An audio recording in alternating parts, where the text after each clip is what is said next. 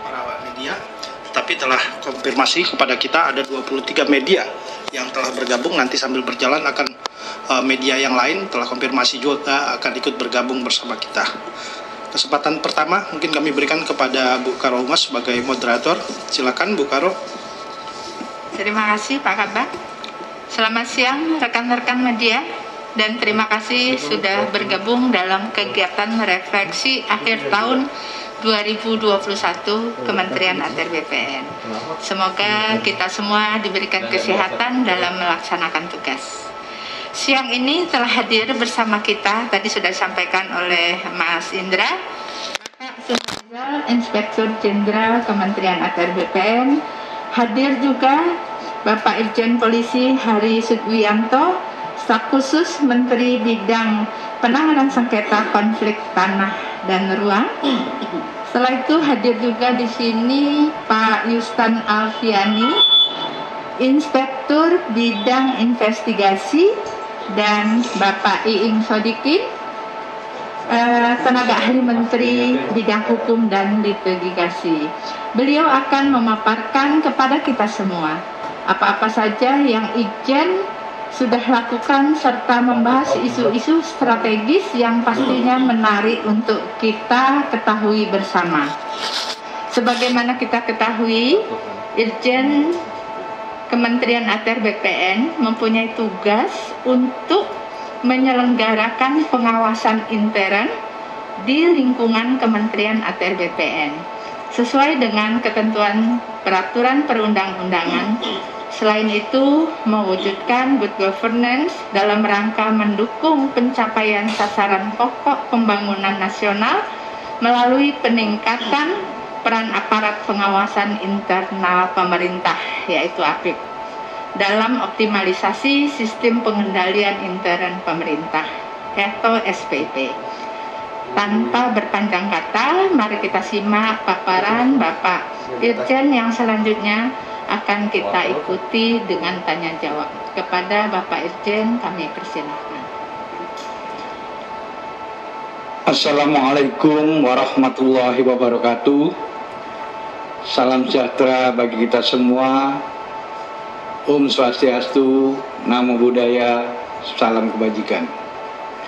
Yang saya hormati Staf Khusus Menteri ATR BPN Bidang Penanganan Sengketa dan Konflik Pertanahan, Inspektur Bidang Investigasi, Karo Hubungan Hukum Protokol, Staf Ahli Menteri Bidang Litigasi dan Hukum, seluruh yang hadir, rekan-rekan media yang hadir melalui Zoom, dan rekan lainnya yang hadir di ruangan ini. Pada akhir tahun ini, kami ingin menyampaikan sebagai bentuk pertanggungjawaban Inspektorat, sebagaimana tadi sudah disebutkan oleh Karo Hubungan Masyarakat bahwa Inspektorat Jenderal melaksanakan tugas berdasarkan ketentuan peraturan perundang-undangan, khususnya Perpres 47 tahun 2020 tentang Kementerian ATR BPN, Perpres 48 tahun 2020 tentang BPN, kemudian Peraturan Menteri ATR BPN nomor 16 tahun 2020 tentang organisasi dan tata kerja Kementerian ATR BPN. Tentu pengawasan intern yang dimaksud adalah kegiatan yang independen dan objektif dalam rangka pengawalan terhadap tujuan Kementerian ATR BPN dalam bentuk yang dilaksanakan oleh Ijen adalah bentuknya assurance activities, yaitu audit, monitoring, evaluasi, dan dalam bentuk consulting activities, yaitu consulting itu sendiri melakukan pendampingan, kemudian memberikan sosialisasi terhadap unit kerja. penegasan terhadap kewenangan dan tugas dari Inspektorat Jenderal tercantum dalam internal audit charter atau piagam pengawasan internal. Rekan-rekan media, bahwa target kegiatan yang harus dilakukan pengawalan oleh Inspektorat Jenderal sebagaimana tercantum di dalam Renstra tahun 2020 sampai 2024. Antara lain terdapat beberapa kebijakan dan program serta kegiatan. Yang pertama, optimalisasi manfaat penyelenggaraan reforma agraria, terdaftarnya seluruh bidang tanah di Indonesia, terwujudnya RDTR, mewujudkan Kementerian ATR BPN sebagai pusat informasi pertanahan, terwujudnya kantor modern, optimalisasi penerimaan negara bukan pajak, serta terwujudnya standar kompetensi SDM yang profesional. Di dalam melaksanakan tugas pengawalan tersebut, maka tugas-tugas dari Inspektorat frekuensinya sangat tinggi. Oleh karena itu, tugas-tugas penanganan pengaduan masyarakat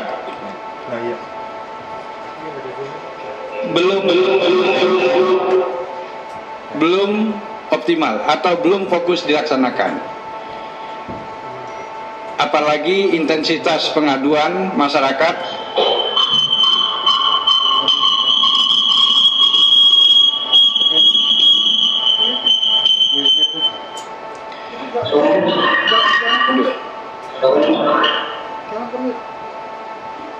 kita lanjutkan, apalagi intensitas pengaduan masyarakat baik mengenai pelayanan pertanahan maupun pengaduan tentang masalah perkara atau sengketa pertanahan semakin hari semakin meningkat.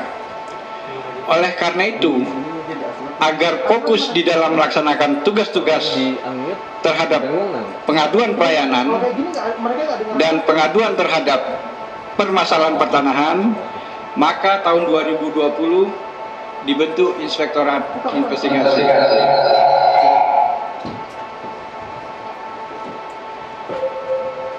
Pembentukan Inspektorat Investigasi tersebut direkomendasikan juga oleh Komisi Pemberantasan Korupsi melalui Surat Deputi KPK Bidang Pengawasan Internal dan Pengaduan Masyarakat nomor 294/PM titik 00.00-40-43/41/2020. Hal tindak lanjut koordinasi tim pengaduan masyarakat.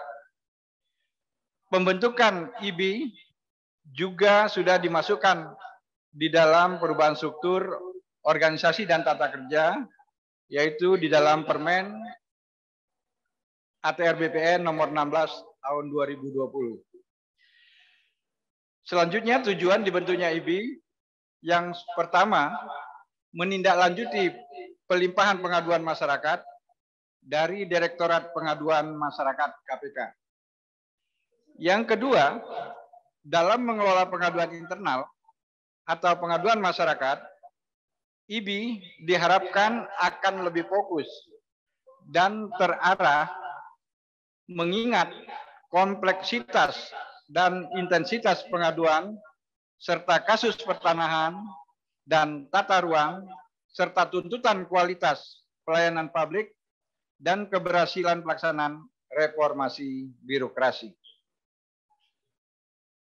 Atas terbentuknya Inspektorat Bidang Investigasi tersebut pada siang hari ini sebagai bentuk akuntabilitas terhadap keberadaan Inspektorat Bidang Investigasi, kami akan menyampaikan apa yang sudah kami lakukan selama ini, bagaimana ke depan perkembangan dari IB, bagaimana tata kerja atau pola metode yang dilakukan oleh IB, sehingga kami dapat mengoptimalkan pelaksanaan tindak lanjut atas pengaduan dari masyarakat. Memang di dalam tahun pertama, tahun 2020,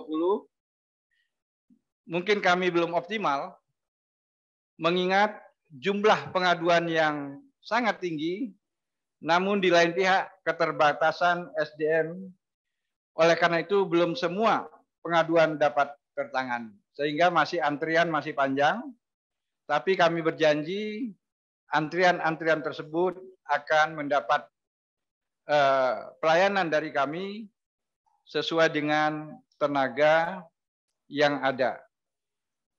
Tahun 2022 kami sangat mendapat berita gembira, Inspektorat Jenderal akan mendapatkan tenaga dari alumni Sekolah Tinggi Akuntansi Negara 33 orang dan penerimaan dari umum sebanyak 15 orang. Mudah-mudahan di tahun 2022 kami akan lebih cepat lagi di dalam penanganan kasus-kasus yang menyangkut baik internal maupun pihak-pihak yang terkait lainnya.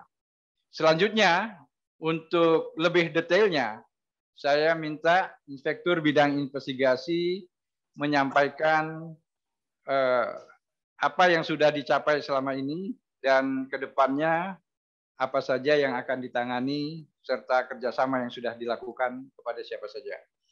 Kami persilakan langsung ya Bu Karo ke Inspektur Bidang Investigasi. Baiklah, terima kasih Pak Irjen. Assalamualaikum warahmatullahi wabarakatuh. Salam sejahtera dan selamat siang buat kita semua. Yang saya hormati rekan-rekan wartawan dan para hadirin yang berbahagia. Baiklah Pak Irjen, kami ingin menyampaikan bahwa sejak terbentuknya bulan September 2020, Inspektur Bidang Investigasi ini atas rekomendasi dari Komisi Pemberantasan Korupsi dan Kementerian PAN-RB, kita sudah dibentuk dan kami berjumlah 16 orang dengan staf. Kemudian sampai hari ini berjumlah 16 orang dan kami telah menangani kasus tahun 2020 sebanyak 770 pengaduan dengan tipologi permasalahan sebagai berikut. Dari hasil audit kami bahwa penyalahgunaan wewenang dari pegawai kita itu ada 17 pengaduan. Kemudian tentang pelayanan masyarakat ada 202 pengaduan, korupsi atau pungli 13 pengaduan, kemudian pertanahan atau perumahan itu ada 239 pengaduan, masalah hukum atau peradilan 294 pengaduan, lingkungan hidup 1 pengaduan, dan umum atau lain-lain 7 pengaduan. Terhadap pengaduan tersebut, jumlah pengaduan yang telah ditangani oleh Inspektorat Bidang Investigasi sebanyak 201 pengaduan. Kemudian joint audit dengan Dirjen Teknis itu ada 5 pengaduan. Kemudian pelimpahan penanganan ke Kanwil ada 412 pengaduan. Dan masih dalam proses 159 pengaduan. Jumlah pengaduan yang telah selesai ditangani sebesar 618 pengaduan, sehingga jumlah pengaduan yang saat ini masih dalam proses itu sebanyak 159 pengaduan. Dari pengaduan yang masuk tersebut, beberapa di antaranya merupakan pengaduan yang penanganannya merupakan hasil sinergi dengan beberapa instansi terkait. Yang pertama itu dari Komisi Pemberantasan Korupsi. Dari KPK itu ada 5 kasus yang melimpahkan ke kita untuk kita lakukan audit. Dan semua sudah selesai. Hasilnya ini kita kembalikan hasil audit itu kepada pihak Komisi Pemberantasan Korupsi. Kemudian Kementerian PAN-RB ada 2 kasus. Kemudian Bareskrim Polri. Bareskrim itu ada dari tindak pidana korupsi ada 2 kasus, kemudian pidana umum itu ada satu kasus, dan Polda Sumut ada 1 kasus. PPATK itu ada 2 kasus. Kemudian Kejaksaan Agung ada 2 kasus yang sudah kita sampaikan hasil audit kita. Tentunya sebagai garda terdepan dalam upaya mendeteksi, mitigasi, dan penanganan terjadinya kecurangan atau fraud di lingkungan Kementerian ATR BPN dan meningkatkan kepercayaan publik dalam penanganan kasus-kasus pertanahan. Inspektorat Jenderal juga melakukan audit investigasi atas kasus-kasus yang menjadi atensi publik. Di antaranya kasus mafia tanah SHM 8516 Cilandak. Ini keluarga dari Pak Dino Patijalal, Jakarta Selatan. Kemudian kasus mafia tanah SHM 2575 Pondok Pinang. Keluarganya Pak Sutresno Bahir, Jakarta Selatan. Kemudian kasus mafia tanah SHM 1568 Kembangan Selatan, PT Proline, Jakarta Barat. Kemudian kasus mafia tanah SHM 4931 Cakung, Jakarta Timur atau PT Salpe Peritet, Jakarta Timur. Kasus mafia tanah SHM SGI 1568 Kembangan Selatan. Kemudian kasus mafia tanah SHGB 06074 Duren Sawit, Jakarta Timur. Kemudian kasus mafia tanah pada gugatan aset BMN pada Provinsi Sulawesi Selatan pada sepertiga Kota Makassar. Ini kasus Inca Baharudin yang digugat di pengadilan. Kemudian kasus mafia tanah SHM 02878 Sambirejo Semarang, Jawa Tengah. Kasus mafia tanah pembatalan SHM 05922 Sekarjati, Kota Bandung, Jawa Barat. Kasus mafia tanah SHM 0905 Bangka, Jakarta Selatan. Ini ada beberapa lagi kasus-kasus yang lain yang memang kita anggap kenapa ini dimasukkan dalam sebagai mafia tanah. Karena memang cara-cara kelompok ini melakukan atau mengambil hak orang dengan bermacam-macam cara atau modus operandi. Jadi kita dari audit investigasi dalam hal pengumpulan dan evaluasi bukti untuk mendukung suatu kesimpulan dan temuan audit investigasi dengan fokus pada upaya hipotesa untuk mengungkapkan. Yang pertama itu fakta-fakta proses kejadian. Kemudian sebab dan dampak penyimpangannya. Yang ketiga, pihak-pihak yang terkait atau terlibat atas penyimpangan. Yang keempat, dampak kerugian keuangan negara. Nah, dari hasil audit kami terhadap permasalahan pengaduan yang masuk terhadap atau kasus-kasus yang menjadi atensi publik, beberapa modus operandi yang bisa kami ungkap di sini. Misalnya satu, ini pemalsuan dokumen alas hak. Alas hak itu bisa berupa AJB, GIRIK, enggendom perponding, akta hibah, waris, dan lain-lain. Yang kedua adalah pendudukan bidang tanah secara ilegal tanpa hak. Kemudian menduduki tanah orang tanpa seizin.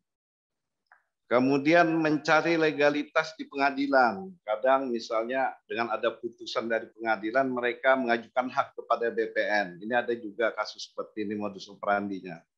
Kemudian adanya hilangnya warkah di kantor BPN, ini juga salah satu modus ya, karena pada saat untuk pembuktian di pengadilan kita kesulitan. Melakukan gugatan tiada akhir, ini juga berulang-ulang supaya terutama masalah ganti rugi ini. Jadi orang mau dapat ganti rugi karena ada gugatan harus menunggu dulu. Memanfaatkan kepala desa atau oknum BPN, ini juga banyak terjadi rekan-rekan sekalian. Kemudian sertifikat pengganti, ini juga banyak dimanfaatkan oleh para mafia atau kelompok kejahatan yang sering terjadi terutama di Jakarta dan sekitarnya. Kemudian melakukan gugatan dengan menggunakan alas hak palsu. Ini juga sering terjadi. Akhirnya menang di gugatan, maka putusan itulah dijadikan sebagai alasan untuk mengajukan hak kepada pihak BPN. Kemudian melakukan pengakuan hak atas bidang tanah yang sedang dilakukan proses pengadaan tanah bagi kepentingan umum. Ini sering terjadi terutama masalah ganti rugi. Kemudian melakukan rekayasa atau penilaian atau appraisal nilai tanah. Bisa dimatak biasanya tidak sesuai jumlah. Kemudian penipuan atau penyalahgunaan kepercayaan. Kemudian yang sekarang juga sering terjadi itu menukar sertifikat asli dengan yang palsu.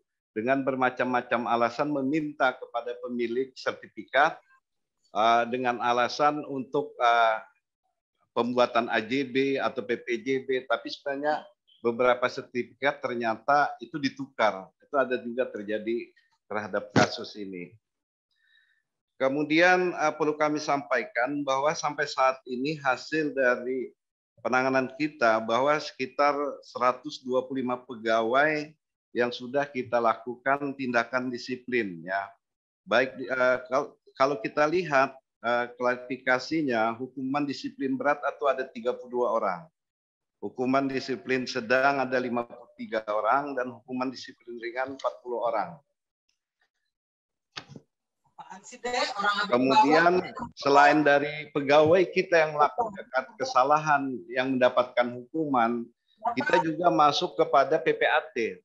Karena PPAT ini menjadi tanggung jawab Kementerian ATR.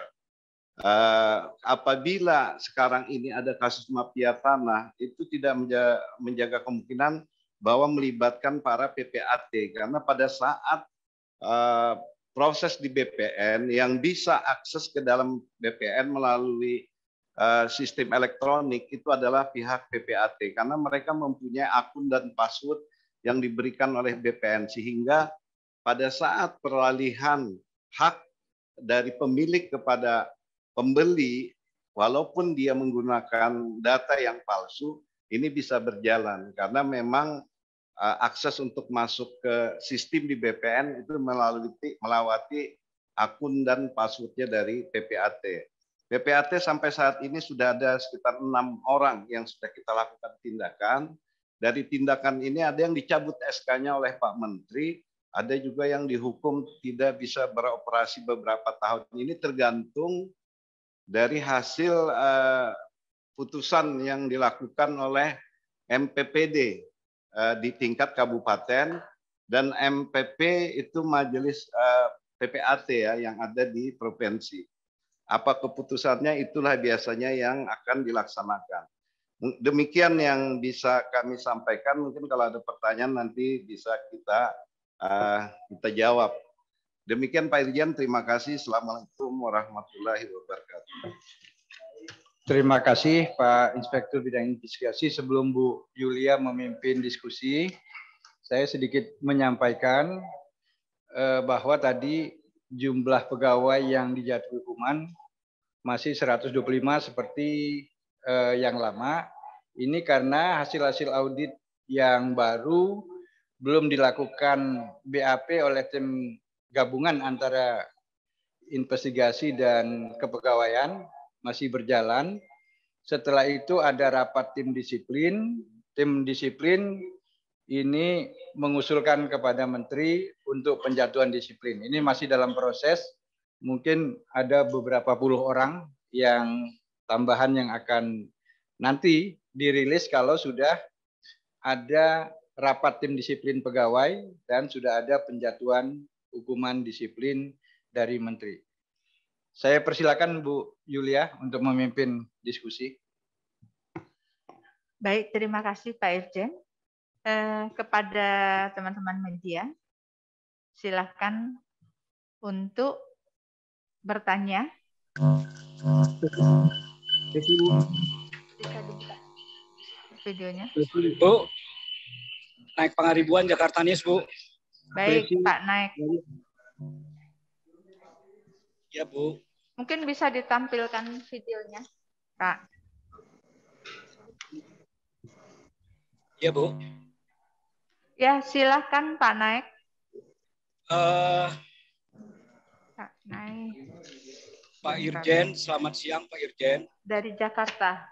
Jakarta News, Pak Irjen. Ini videonya. Bu Yuli, selamat siang.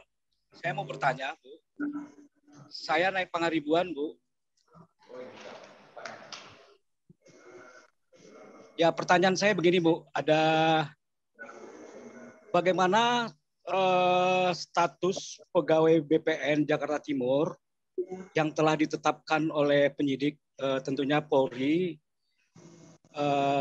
Dan kemudian pertanyaan saya, apakah ada lagi nggak penambahan terhadap tersangka baru dalam hal ini? Seperti saya dapat informasi ada beberapa orang, itu ada 8 kalau tidak salah ya. Kemudian seperti kata Pak Inspektorat tadi ngomong bahwa ada beberapa puluhan pegawai yang terlibat mafia tanah ya. Apakah bagaimana untuk sanksi ke depan oknum-oknum pegawai BPN ini supaya ada efek jera? Itu pertama. Kemudian Pak Irjen, yang kedua Pak Irjen, saya melihat tahun 2021 ini soal mafia tanah itu adalah satu kasus yang tidak berkesudahan, Pak Irjen. Bahkan di beberapa medsos dan khususnya Twitter ini sangat viral. Saya mengikuti terus, Pak, kasus-kasus mafia tanah ini sepertinya tak kunjung-kunjung selesai, Pak. Bapak mengatakan bahwa hanya beberapa orang di bagian investigasi ini, kita tahu bahwa mafia tanah itu adalah sindikat, Pak. Di situ ada orang yang berduit, orang-orang penting. Bagaimana, Pak, kalau seandainya Bapak ini mengungkap sindikat seperti sindikat narkoba yang punya aset triliunan, begitu juga saya lihat sindikat mafia tanah ini, dia mempunyai luar biasa resources-nya gitu loh, Pak. Nah, ke depan 2002 apa langkah-langkah BPN terhadap menekan angka-angka yang terlibat mafia tanah ini? Jadi kalau saya lihat nggak imbang, Pak. Bapak ini perang bukan perang sembarangan gitu loh. Sementara resources dari BPN ini kecil sekali gitu loh, Pak. Nah, kemudian pertanyaan saya, Pak, saya punya pemikiran begini, Pak. Apakah BPN ini mau nggak mendorong supaya ada peradilan tanah gitu loh, Pak? Jadi seperti ini kan extraordinary saya lihat, Pak. Sudah luar biasa seperti korupsi, Pak. Saya usulkan bagaimana BPN ini mendorong DPR supaya membuat undang-undang peradilan tanah gitu loh, Pak. Terima kasih, Pak. Saya naik Pangaribuan dari Jakarta News. Terima kasih, Pak. Baik. Kami minta 2 lagi dari teman-teman media. Dari siapa? Sebutkan, Acil, Pak. Bu. Acil, kabarnotariat.id. Pesi dari RRI, Bu. Oh, Pak siapa? Pesi dari RRI. Oh, Pak Pesi dari RRI. Ya, Bu. Oh ya, silakan Pak Pesi. Baik, terima kasih Bu Yuli. Selamat siang Pak Irjen dan Pak Direktur. Perkenalkan, nama saya Pesi dari RRI. Tadi saya sudah mengikuti paparan yang disampaikan oleh Pak Irjen dan juga Pak Direktur. Sebagaimana paparan tadi disebutkan bahwa Inspektorat Bidang Investigasi ini terbentuk pada tahun 2020. Lalu kemudian hasil dari Inspektorat Investigasi ini yang dipaparkan tadi kalau tidak salah itu adalah tahun 2020. Apakah mungkin di situ juga include capaian tahun 2021? Kalaupun memang belum, mungkin bisa dijelaskan lagi. Tahun 2020 sekian kasus atau sekian pengaduan yang ditangani oleh Inspektorat Bidang Investigasi, dan kemudian tahun 2001 juga berapa. Itu yang pertama. Kemudian yang kedua, tadi disebutkan bahwa terbentuknya Inspektorat Bidang Investigasi ini adalah bagian dari rekomendasi dari Komisi Pemberantasan Korupsi dan Kemenpan RB.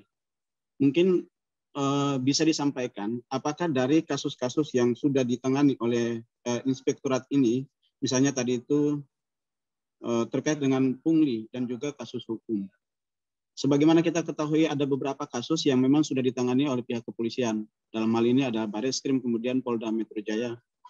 Tapi apakah juga kasus yang ditangani oleh Inspektorat Bidang Investigasi ini berdasarkan hasil audit yang dilakukan, apakah memang ada kasus yang ditangani oleh Komisi Pemberantasan Korupsi? Itu kedua. Kemudian yang ketiga, soal PPAT. PPAT kalau kita bicara bahwa kasus mafia tanah ini juga tidak terlepas dari peran dari PPAT sendiri. Oleh karena itu memang Pak Menteri berkali-kali sudah menegaskan bahwa PPAT akan dilakukan pengawasan secara ketat. Nah, untuk tahun 2022 mungkin bisa dijelaskan Pak Irjen ataupun Pak Direktur, bagaimana proses pengawasan yang akan dilakukan oleh PPAT pada tahun 2022 nanti. Nah, itu mungkin bisa dijelaskan, karena kalau kita tahu bahwa kasus mafia tanah dari tahun ke tahun itu tidak pernah berhentinya. Siapapun menteri, pasti kasus mafia tanah akan selalu muncul. Tetapi kemudian publik berharap bahwa dengan terbentuknya Inspektorat Bidang Investigasi ini paling tidak akan menekan kasus-kasus mafia tanah. Demikian, itu saja pertanyaan saya. Terima kasih, Bu Yuli. Baik, terima kasih Pak Pesi. Satu lagi. Bu, Acil, Bu. Oh, Acil dari Kabar Notariat.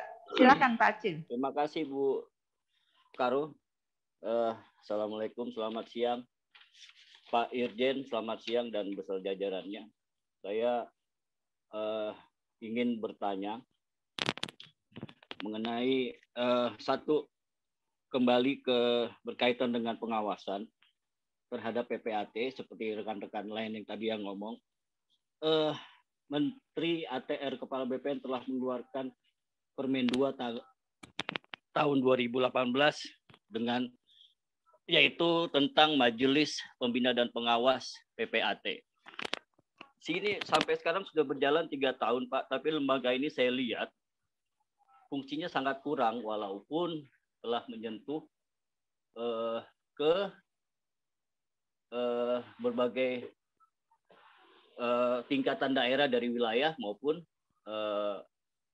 kota atau kabupaten dan langsung dipimpin oleh Kementerian ATR BPN. Untuk kedepannya bagaimana nih Pak untuk mempush lagi lembaga ini untuk menjalankan tugasnya? Karena saya lihat PPAT ini juga banyak sekali melakukan kesalahan-kesalahan yang tidak sesuai dengan protap pada 37 PP 3798. Itu saja Pak. Terus yang kedua, masalah kembali ke kerjasama antara inspektorat dengan lembaga lain yaitu KPK dan Pan RB yang telah melakukan rekom. Kedepannya ada Pak kerjasama yang akan dilakukan inspektorat khususnya dengan lembaga-lembaga tersebut yang berhubungan dengan kinerja internal maupun eksternal di kementerian. Terima kasih Bu Karo, itu saja.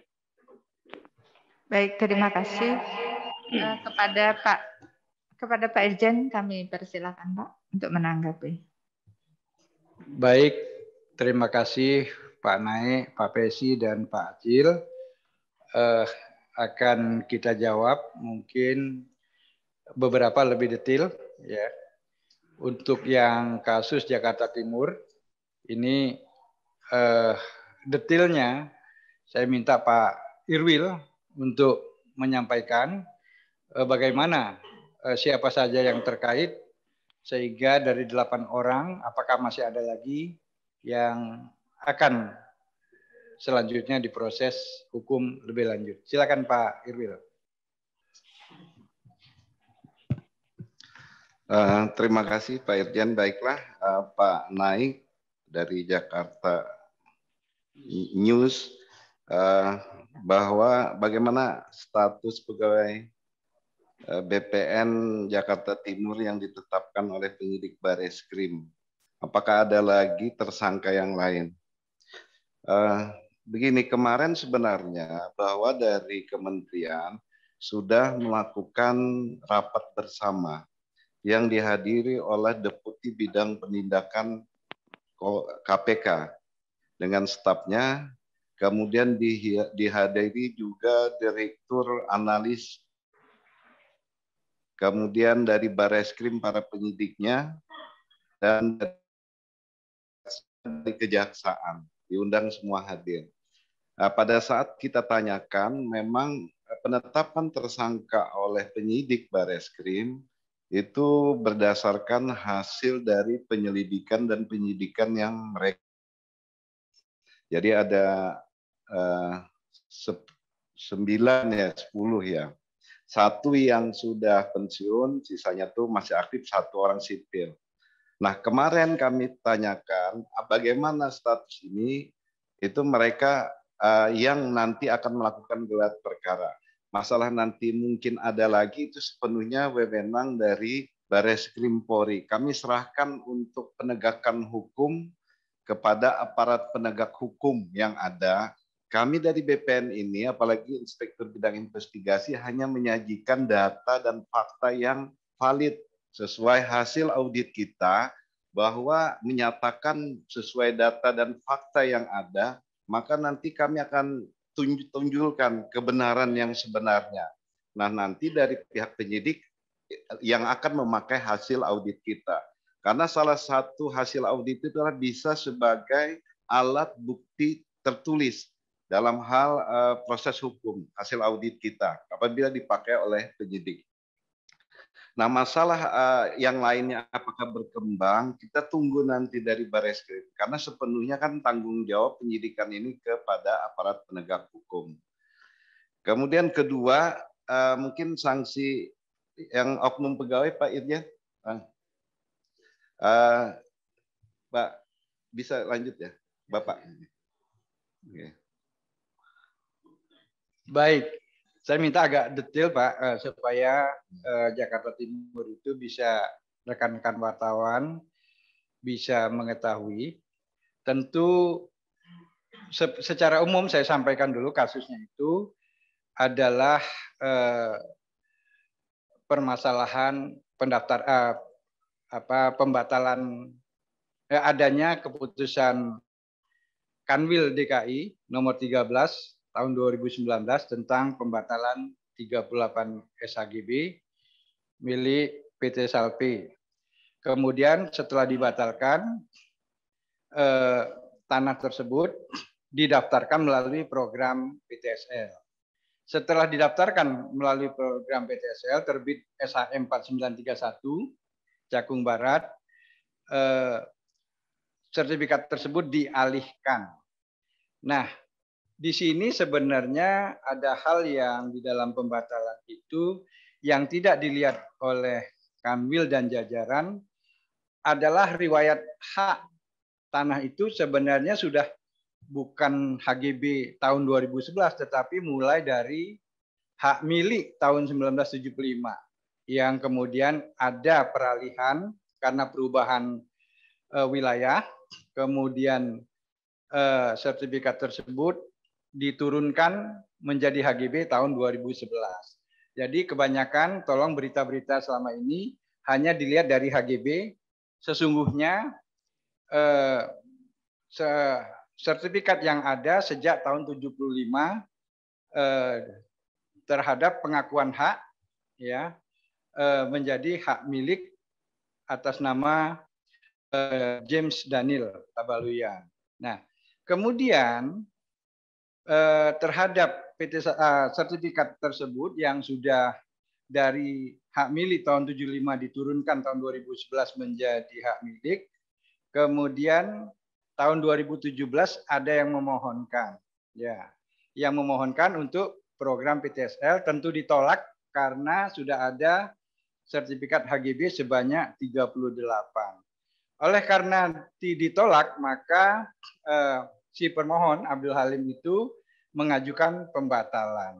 proses ini diproses oleh Kakanwil bulan Februari, permohonan pembatalan dilakukan tanggal 30 itu hanya berdasarkan keterangan kepala desa yang mengatakan di wilayah yang baru bahwa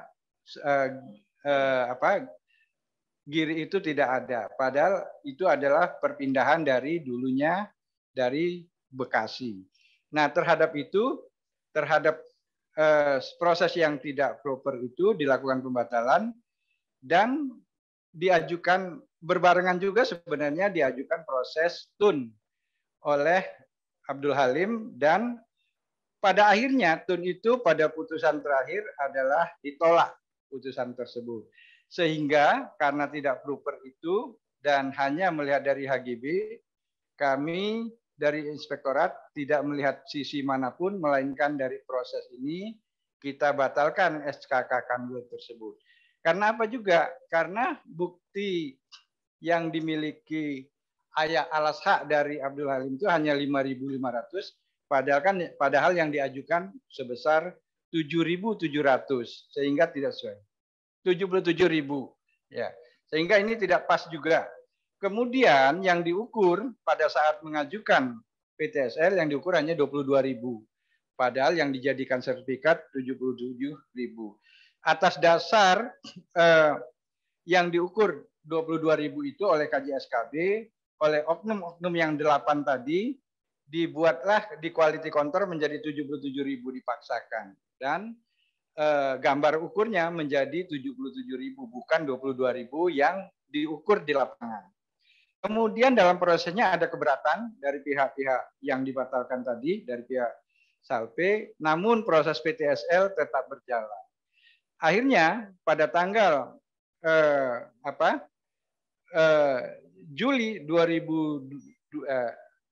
Desember 2019 tetap jadi PTSL itu, padahal tidak ada penandatanganan kontradiktur, alasannya tidak sesuai, pengukurannya tidak sesuai, tetap dijadikan.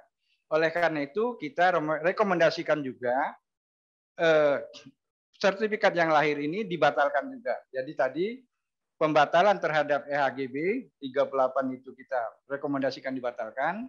Kemudian terhadap PTSL terbit atas nama Abdul Halim juga kita batalkan karena yang diukur alasannya juga tidak sesuai, penanganan penerbitan juga tidak sesuai, kontradiktur, dan tetangga batas juga tidak tanda tangan.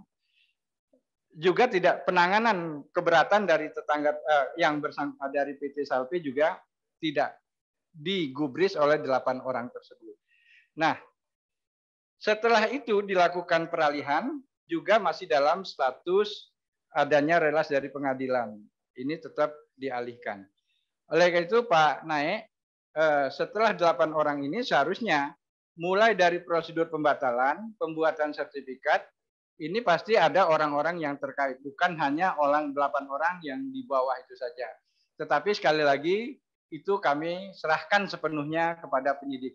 Akan sampai di mana. Siapa yang memodali, siapa yang apa.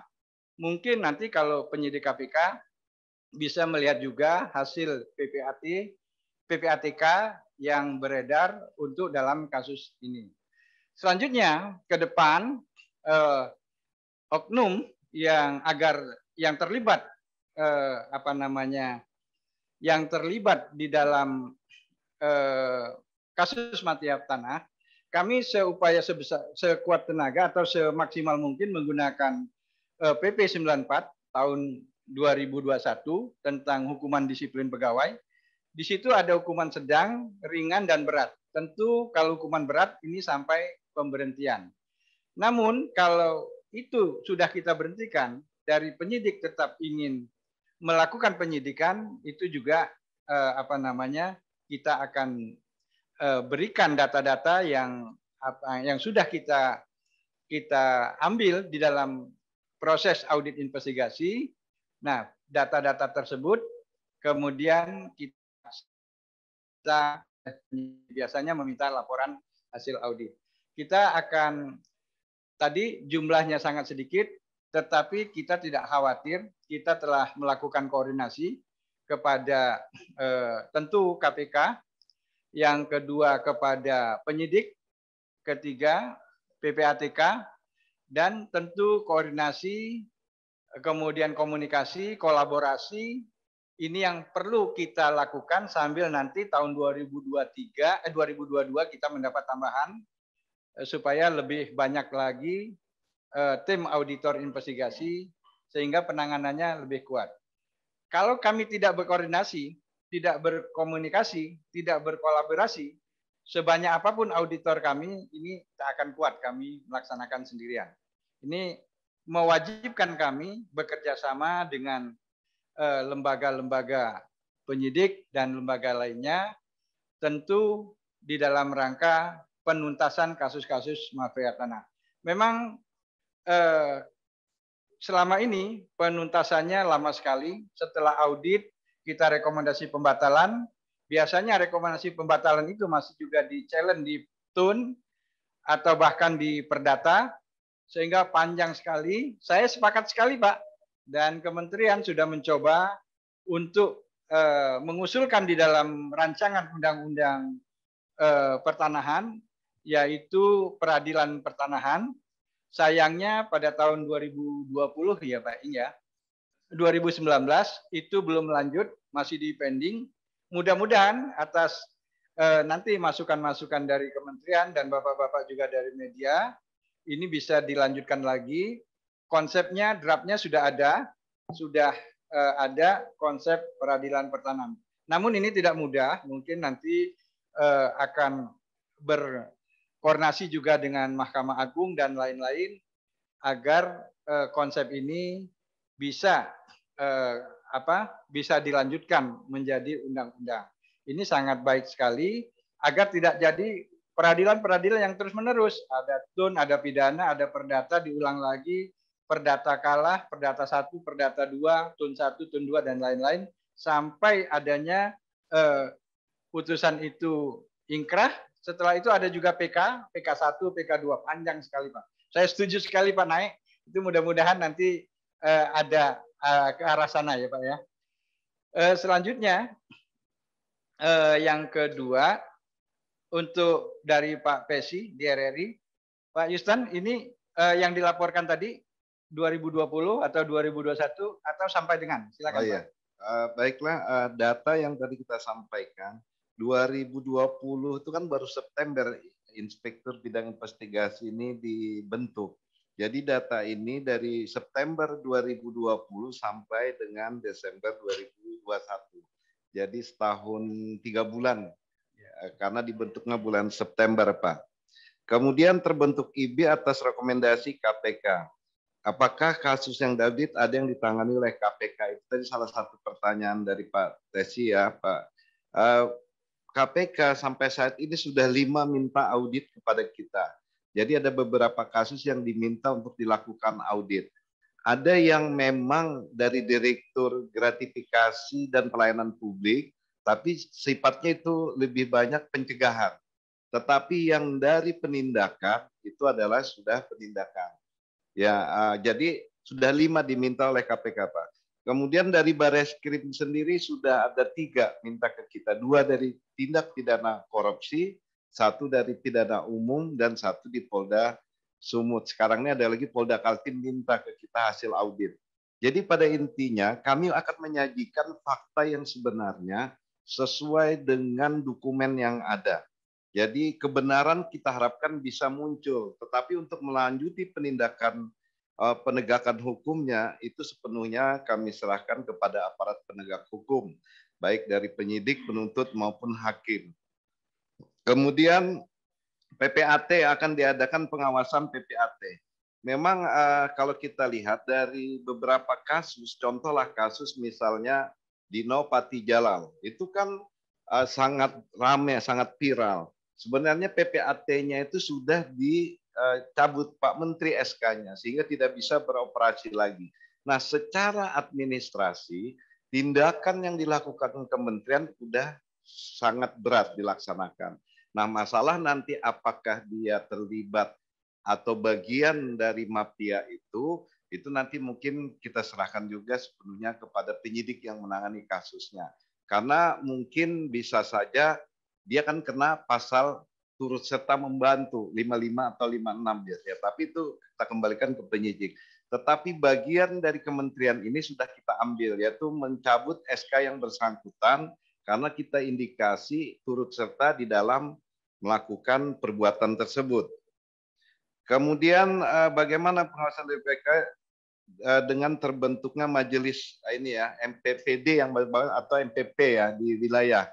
Memang biasanya setelah kita audit ternyata ada kita temukan indikasi bahwa PPAT tersebut terlibat atau menjadi bagian dari permasalahan itu, maka kami segera membuat rekomendasi kepada kepala kantor wilayah BPN di mana dia terdaftar atau bekerja. Kami minta segera dilakukan sidang di MPPD-nya dulu. Nah, nanti setelah sidang barulah diputuskan oleh mereka, kemudian ditindaklanjutin ke provinsi. Setelah itu baru nanti hasilnya akan disampaikan ke menteri.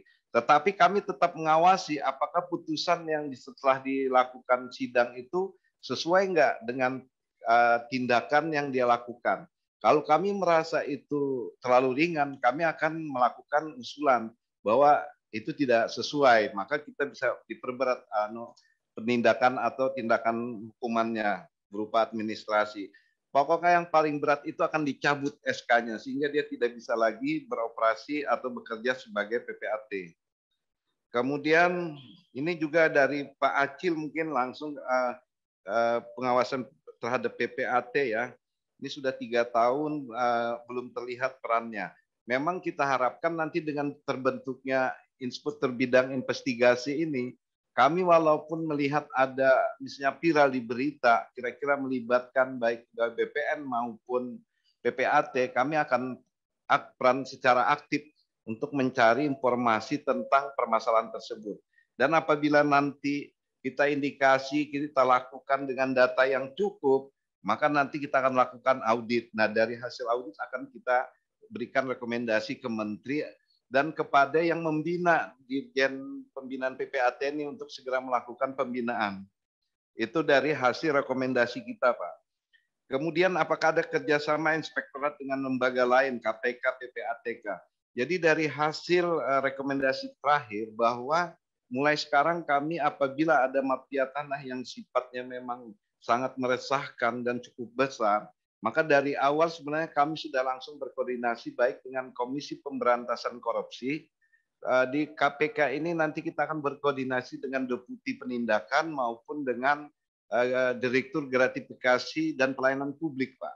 2 sudah yang sering kami berkoordinasi. Kemudian untuk PPATK sendiri, hasil kesepakatan kemarin dengan Kepala PPATK bahwa mereka minta dilibatkan lebih awal supaya bisa memonitor bagaimana sebenarnya modus operandi dan siapa saja yang terlibat. Sehingga mereka diharapkan dari awal sudah bisa berperan secara aktif untuk mengikuti bagaimana siapa aja sebenarnya yang berperan di dalam permasalahan tersebut. Ini Pak yang dari pertanyaan Pak Naik, Pak Tesi, dan Pak Acil. Saya rasa mungkin itu Pak Irjen, terima kasih. Ya, silakan Pak Iing, nanti ada Pak staf khusus akan menyampaikan. Terima kasih. Itu dari Pak Naik, memang mafia itu adalah kejahatan extraordinary ya. Memang peradilan ini yang diusulkan Pak Naik itu bagus, adalah peradilan pertanahan. Memang sudah digagas, cuma Mahkamah Agung tuh berkeberatan dia. Harus merubah konstitusi dulu, pasal 24C Undang-Undang Dasar 45. Di situ ada 4 peradilan ya. Peradilan Tata Usaha Negara diatur Undang-Undang 586, kemudian peradilan umum Undang-Undang 50, peradilan militer Undang-Undang 397 dan peradilan agama 789. Memang mafia tanah ini banyak terkubur oleh putusan-putusan hakim, di mana kita sudah dituntut oleh penegak hukum, tapi diputus oleh hakim itu menjadi prislah bebas. Artinya kuncinya adalah di putusan-putusan hakim. Kalau kita dituntut tapi hakim membebaskan, padahal itu kejahatan dari mafia tanah, ini yang mohon digerakkanlah. Civil society penting adanya peradilan pertanahan dan tidak menjadi disparitas antara putusan tata usaha negara, putusan peradilan umum yang bertahun-tahun orang mencari keadilan. Dan bisa, kalau di peradilan perdata kan berlakulah actori icamet provisio. Siapa yang membuktikan dia juga harus menuntut hak. Cuma kan tidak menguji material. Banyak alasak palsu dimenangkan sampai ingkrah. Ini mungkin ke depan harus ada peradilan pertanahan yang memutus soal-soal pertanahan, termasuk ya mafia ini kan dari dedernya, dari siapa yang intelektual dader yang harus ditarik sebagai dihukum sebagai law enforcement. Itu aja Pak Irjen. Terima kasih Pak Staf Ahli Menteri. Pak Staf Khusus silakan menambahkan. Terima kasih Bapak Irjen. Rekan-rekan sekalian, kita ketahui bahwa belakangan semakin meningkatnya tuntutan masyarakat atas penyelenggaraan pemerintahan yang bersih, adil, dan transparan, serta akuntabel. Dan ini harus disikapi dengan serius dan sistematis. Kementerian ATR BPN di dalam menangani kasus pertanahan ini keras dan tegas. Saya garis bawahi lagi, sangat keras dan tegas. Oleh karena itu, Pak Menteri tidak segan-segan menindak semua pelaku kejahatan dengan menindaklanjuti apa yang diamanatkan di dalam ketentuan. Jadi Pak Menteri membentuk Satker khusus ya sebagai struktur di bawah Pak Irjen, itu Inspektur Bidang Investigasi. Struktur bidang Inspektur Bidang Investigasi ini sudah banyak kasus-kasus yang diungkap, bahkan kontribusi untuk membuat terang satu perkara dan hasil investigasinya itu dijadikan rujukan sebagai bahan penyelidikan dan penyidikan oleh penyidik yang tergabung dalam Satgas Anti Mafia Tanah. Selain di dalam tugas keseharian, memang betul Pak Brigjen Yustan melalui selaku Ketua IPI ini sudah bekerja sama dengan beberapa mitra kerja kita. Seperti di Komisi Yudisial, banyak beberapa kasus kita harus jelaskan, kita paparkan, kita minta dukungan dan masukan dari Komisi Yudisial, dari Kompolnas, bahkan dari Irwasum Polri, demikian juga KPK dan PPATK. Tadi disampaikan bahwa langkah ini merupakan satu wujud keterbukaan kita. Manakala kita menemukan satu permasalahan yang di dalamnya ada unsur pidana, kita serahkan sepenuhnya kepada aparat penegak hukum. Dan apabila ada pelanggaran berkaitan dengan administrasi, itu diproses sesuai ketentuan oleh APIP dan diberikan sanksi yang tegas. Tadi disampaikan Pak Irjen, 125 orang atau anggota Kementerian ATR BPN sudah diproses sesuai dengan tingkat kesalahan masing-masing. Keberadaan IBI ini tentu akan memberikan jaminan bahwa ke depan Kementerian ATR BPN ini akan lebih clear and clean di dalam memberikan pelayanan yang terbaik kepada masyarakat. Khususnya ketika kita menghadapi kasus-kasus kejahatan pertanahan, ya, diharapkan ke depan tidak ada lagi oknum dari Kementerian ATR BPN yang terlibat. Ini yang menjadi concern kami, khususnya Satgas Anti Mafia Tanah ini sangat terdukung dengan adanya keberadaan Inspektur Bidang Investigasi. Mungkin itu sebagai tambahan dari saya. Terima kasih. Ya, sebelum saya serahkan, saya tambahkan lagi sedikit aja. Mengenai untuk PPAT, tentu ini ada Dirjen Teknis yang melakukan pembinaan. Saya mungkin perlu tahun 2022 bersama-sama Dirjen Teknis untuk melakukan audit kepada PPAT, mungkin yang terindikasi dia terlibat ke mafia tanah, selain memang yang sudah mencuat di umum. Jadi kami akan bekerja sama, mungkin masukannya terima kasih sekali nih Pak Pesi. 2022 kami akan jadikan ini program dari IBI untuk bekerja sama dengan Dirjen PHPT, pendaftaran hak tanah. Kemudian ya kerjasama dengan pihak lain, kami sangat terbuka sekali. Apapun tujuannya, yang penting untuk dalam rangka menekan dari kegiatan mafia tanah. Kepada siapapun kami akan melakukan kerjasama sepanjang itu baik. Terima kasih. Baik, Pak Irjen. Ini kebetulan ada yang tanya melalui chat. Saya bacakan, izin. Dari Business Today, dari Pak Tito. Mohon tanya, hingga akhir 2021, berapa banyak mafia tanah ditangkap? Dan nilainya sebesar berapa? Pada tahun 2022, apa target Kementerian ATR BPN dalam memberantas mafia tanah? Pertanyaan kedua dari wartawan JPNN, Bapak Tito. JPNN, Bapak Tommy. Izin bertanya, kemarin hari Kamis tanggal 30 Desember, Polres Jakarta Pusat 10 orang sindikat mafia tanah. Salah satu yang terlibat adalah Camat Kasemen selaku PPATS dan petugas ukur BPN Serang. Sehingga bisa terbit 7 sertifikat di atas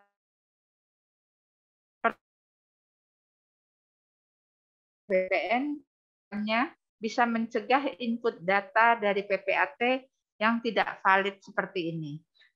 Untuk chat hanya baru 2, Pak Irjen. Mungkin kami serahkan Pak Irjen dulu untuk menanggapi. Terima kasih. Baik, dari mana Bu tadi? Dari Business Today. Nanti mungkin Pak Ing ya menambahkan ya bahwa kita untuk mafia tanah ini sudah banyak sekali. Tadi dibacakan oleh Pak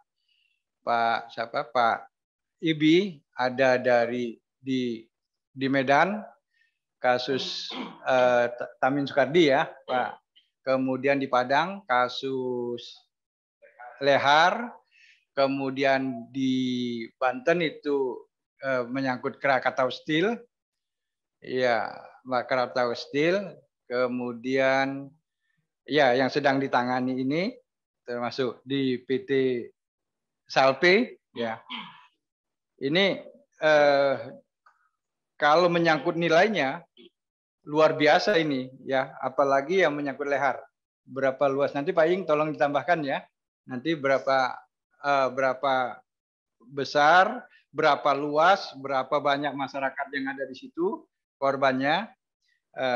Mungkin ini bisa ditambahkan oleh Pak Ing nanti ya.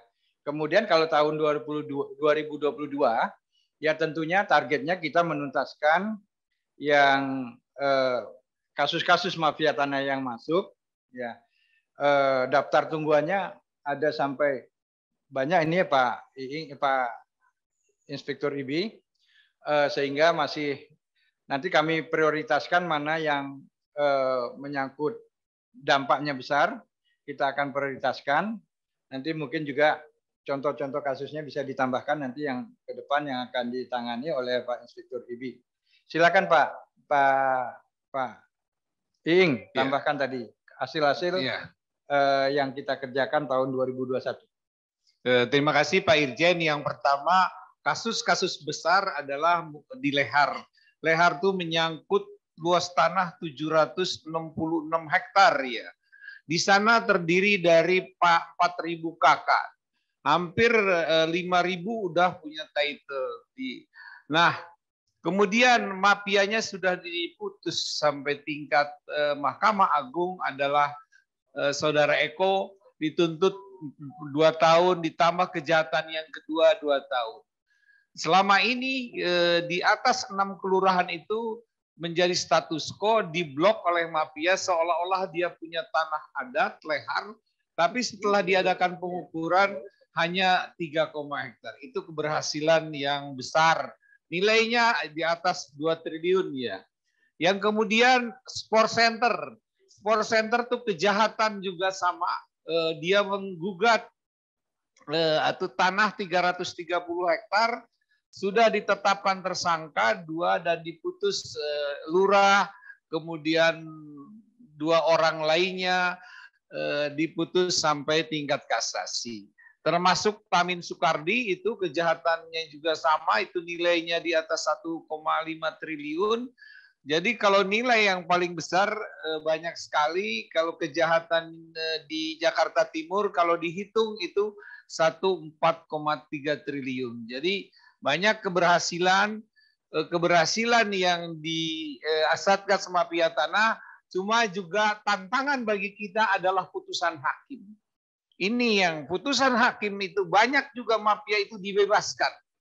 Jadi kita sang penegak hukum sudah menuntut sampai P21, tapi kenyataannya hakim itu banyak membebaskan. Padahal terang benderang kejahatan yang dilakukannya. Ini memang tugas berat adanya peradilan pertanahan yang supaya kan putusan itu kan ya bermacam-macam, ada putusan tun, putusan peradilan umum, disparitas, dan inilah banyak kejahatan-kejahatan pertanahan itu dikubur oleh putusan hakim yang sangat kontroversial dan kita adukan ke KY. Artinya penting suatu kerjasama, sinergitas antara penegak hukum, artinya KPK, PPATK, kemudian Bareskrim, dan hakim. Hakim itu dia kan independensi, tapi banyak putusan yang kontroversial dan kita mengadu kepada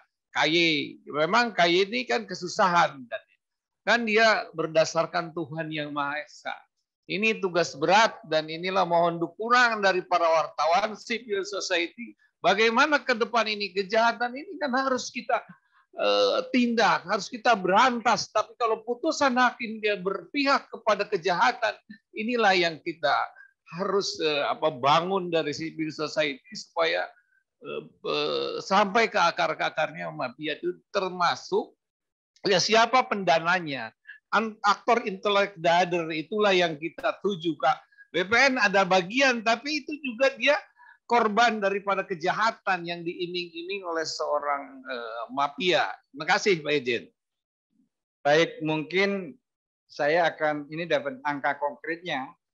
Angka konkretnya yang ditangani oleh Satgas Mafia Tanah selama 4 tahun, dan tentunya IBI berperan di 2 tahun terakhir.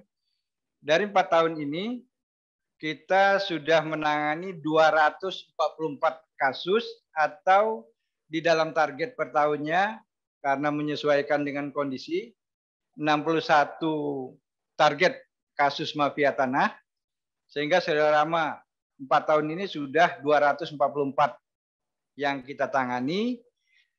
Yang terpenuhi aspek pidana P21 80 kasus, yang sudah vonis 25 kasus, sisanya masih dalam sidik dan lidik.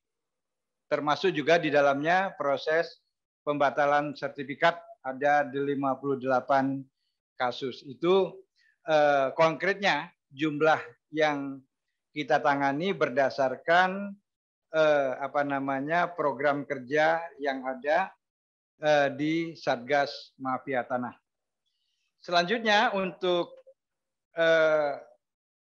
dari JPNN, ya ini kita sudah berkoordinasi juga. Kasus ini masih dalam pengembangan dari Polres Jakarta Pusat. Kita sudah berkoordinasi. Tentunya kita sedang menunggu apa peran-peran dari masing-masing ini, camat, petugas ukur, atau petugas lainnya di BPN. Tentunya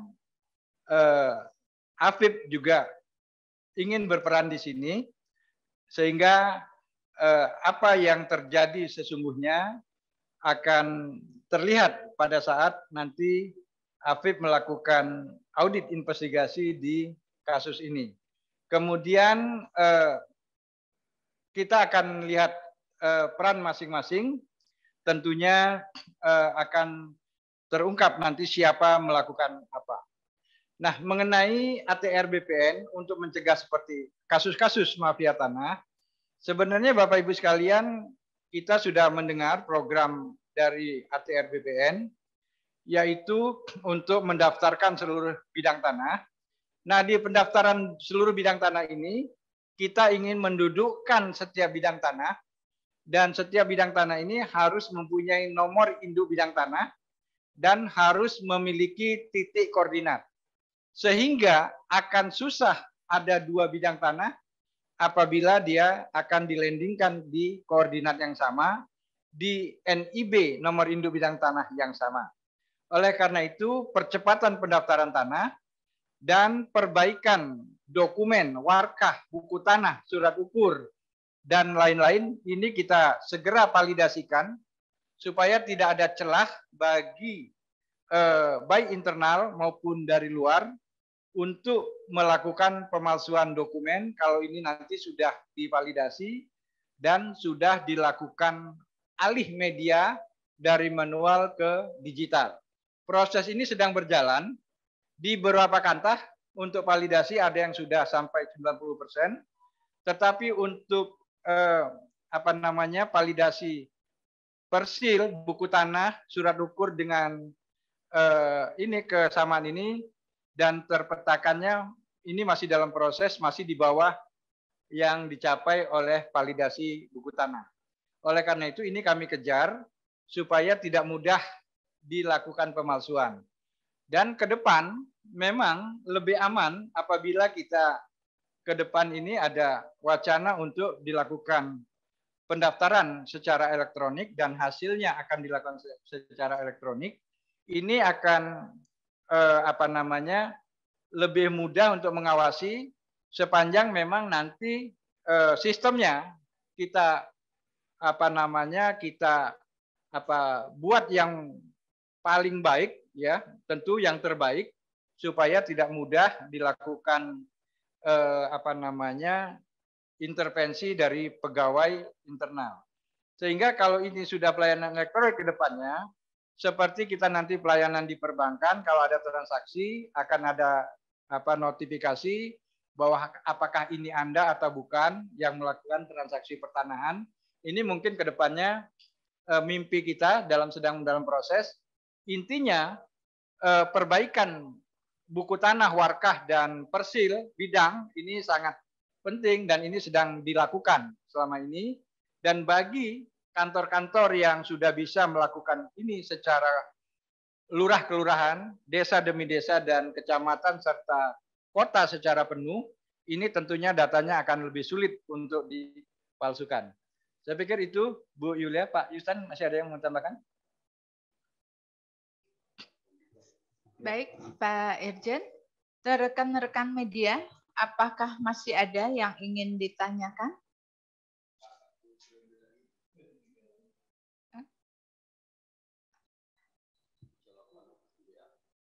Di chat apakah masih ada, Mbak Menel? Enggak ada. Kami beri kesempatan kembali kepada rekan-rekan media. Bu Yuli, izin. Ya, dari mana Pak? Silakan. Agraria Today. Oh, majalah Agraria, Pak Raja Asti. Silakan, Pak. Ya. Assalamualaikum warahmatullahi wabarakatuh. Semoga kita dalam keadaan sehat semua. Pertama, saya mendukung apa yang disampaikan oleh Pak Naik tadi. Yang kedua, saya menginformasikan dengan adanya Satgas Mafia ini, salah satu mafia yang saya ikuti sejak tahun 2015 itu sudah mulai tiarap. Namun, gerak mereka, gerak ya istilahnya gerak bawah tanahnya tetap berlangsung. Apa yang mau saya sampaikan bahwa diduga, tadi Pak Ijen menyampaikan apakah ada pemodal asing. Dari data-data yang kami punya yang sejak tahun 2015 itu ada pemodal asing, diduga ada pemodal asing. Dokumennya juga ada. Nah, izin apakah bisa dari unsur masyarakat yang dirugikan ini 2-3 orang diberikan silaturahmi bertemu Pak Irjen. Saya yakin data-data ini sangat tumpang tindih, dan saya yakin juga bahwa data-data yang dipunyai oleh Kementerian ATR BPN itu hampir sama. Seperti ada lembaga hukum yang menyatakan itu betul, ada lembaga hukum yang menyatakan itu tidak betul. Saya rasa ini banyak dokumen-dokumen yang sudah dimiliki Kementerian ATR BPN.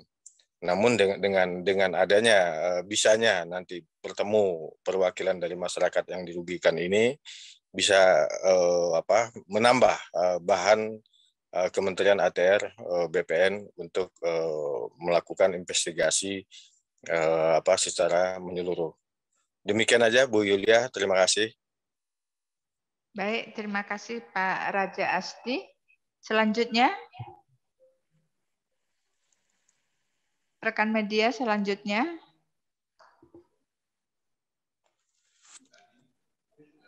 Ya, Bu Yulia sedikit. Boleh? Dari? Agraria tadi ada tertinggal sedikit. Ada tambahan. Silakan Pak. Ya, sedikit aja. Secara informal hal ini saya sudah komunikasikan dengan Pak Indra Kabak ya, secara informal. Setelah saya informasikan, saya ke tempat kantor itu sekarang mereka sudah tiarap dan kantornya sudah pindah.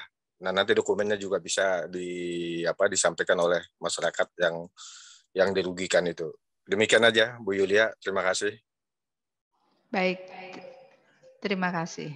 Selanjutnya, rekan media lain, ada yang ingin ditanyakan?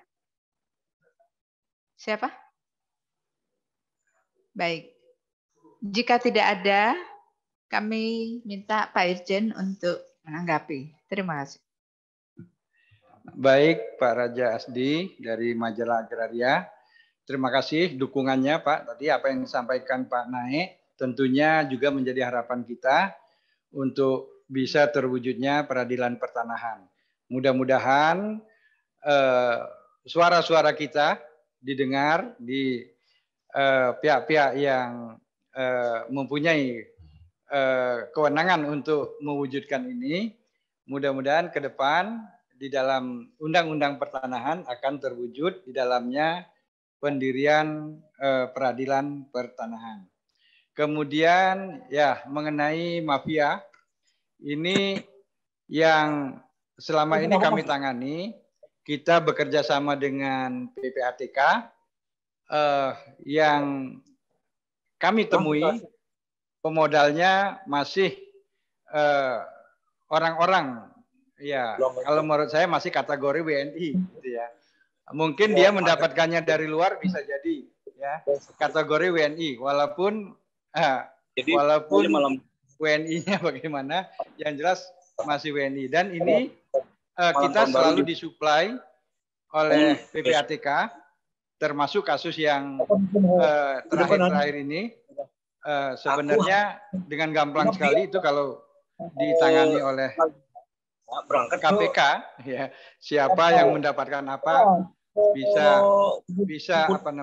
bisa diketahui karena itu kami tidak khawatir walaupun mendapat serangan-serangan dari berbagai macam ya data-data itu bisa saja nanti digunakan oleh KPK atau penyidik lainnya untuk membuktikan sesungguhnya siapa yang berada di balik pendanaan mafia tanah tersebut.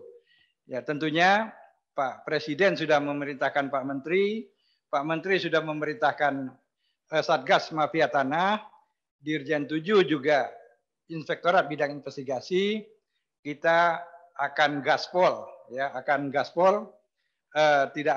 tidak akan gentar untuk menghadapi ini. Itu yang perlu dicatat. Kemudian mengenai data-data tentunya kita sangat senang sekali kalau ada masukan-masukan dari berbagai pihak. Tentunya dari data itu nanti kita lakukan expose, ya kita lakukan rapat dengan mengundang pihak-pihak yang terkait, termasuk dari Mabes juga sering kita libatkan di awal, juga dari kejaksaan untuk menilai apakah kasus-kasus itu layak atau bisa segera kita tindak lanjuti. Sehingga dari Satgas Mafia Tanah juga IBI berkolaborasi dengan berdasarkan sekecil apapun sumber-sumber informasi yang masuk kepada kami. Memang kami akui kita masih terus mengembangkan jumlah SDM dan tim-tim auditnya. Semoga di tahun-tahun 2022 ini akan berkembang lagi jumlah timnya serta kerjasama dengan pihak-pihak yang berwenang, penyidik dan lain-lain ini bisa lebih erat lagi. Saya pikir itu Pak Iing, ada yang mau ditambahkan? Pak Yustan, Bu Yulia, Pak.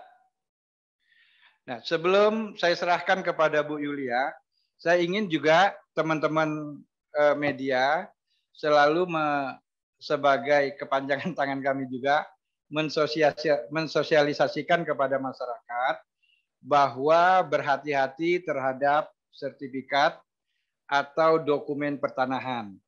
Jangan sampai sertifikat itu jatuh kepada pihak lain sehingga kalau dokumen asli, sertifikat asli dibawa ke BPN, BPN wajib melayani karena kalau sertifikat yang asli dibawa untuk pengecekan apakah ada hak tanggungan, apakah ada sengketa, apakah itu clean and clear, kita wajib melayani. Oleh karena itu di dalam beberapa kasus pertanahan, sertifikat itu sering dicuri atau diambil melalui lembaga keuangan secara tidak sah atau melalui orang-orang terdekat. Sehingga kami berpesan supaya masyarakat juga berhati-hati di dalam memegang bukti sertifikat atau hak kepemilikan. Yang kedua, kalau sudah ada hak, baik itu HGU, HGB, tentunya wajib dilakukan penguasaan fisik. Jangan ditinggalkan kemana-mana, tanahnya nanti ada yang memanfaatkan, biasanya digarap berpuluh-puluh tahun, sehingga terjadilah jual beli di bawah tangan, sehingga ini menambah banyak pihak yang bermasalah. Kemudian ada baiknya sebelum Bapak Ibu atau masyarakat membeli tanah, ada baiknya berkoordinasi, minta informasi kepada petugas BPN, sehingga apakah tanah yang akan dibeli tersebut dalam kondisi clear and clean. Itu saja pesan dari saya. Mudah-mudahan tidak ada lagi korban-korban mafia dan kita akan semakin menekan jumlah kegiatan mafia. Di tahun 2022 ini 2021 yang akan berakhir, kami juga mengucapkan selamat tahun baru kepada teman-teman media. Mudah-mudahan tahun 2022 kita lebih lancar, lebih sukses dan dijauhkan dari pandemi corona yang segera berakhir. Demikian, salam sehat dari saya. Mudah-mudahan kita semuanya selalu dalam lindungan Tuhan Yang Maha Esa. Demikian, saya kembalikan kepada Bu Yulia. Baik, terima kasih Pak Irjen. Terima kasih rekan-rekan media. Preskon kita hari ini kita akhiri. Selamat tahun baru, sampai ketemu tahun depan. Salam sehat dari kami.